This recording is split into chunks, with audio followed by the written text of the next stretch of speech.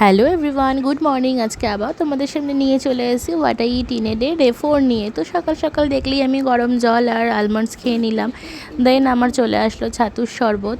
তো ছাতুর শরবতটা আমি এখন ইদানিং আমার যে ডায়েটিশিয়ান আছে তার সাথে আমি কনসাল্ট করেছি, সে আমাকে নির্দিষ্ট কিছু দিন এটাই খেতে বলেছে। তো তার কথা মতোই আমি এখন ছাতুর শরবতই ব্রেকফাস্টে খাচ্ছি। দেন আমি চলে আসলাম আমার ডিটক্স ওয়াটার নিয়ে।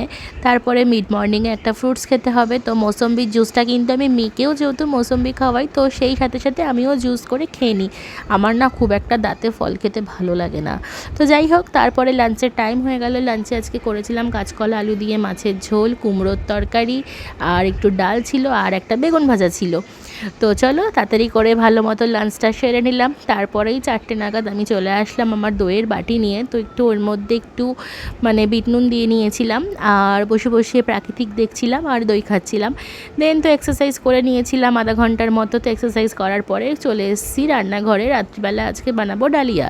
তো ডালিয়াটা তৈরি করতে থাকি, আর ওদিকে একটু সন্ধ্যার স্ন্যাক্সে চিড়ে ভাজা খেতে থাকি। এটা কিন্তু খেতে বলেনি, বাট আমার কাছে এখন এই মুহূর্তে এটা আছে বলে আমি এটা খাচ্ছি।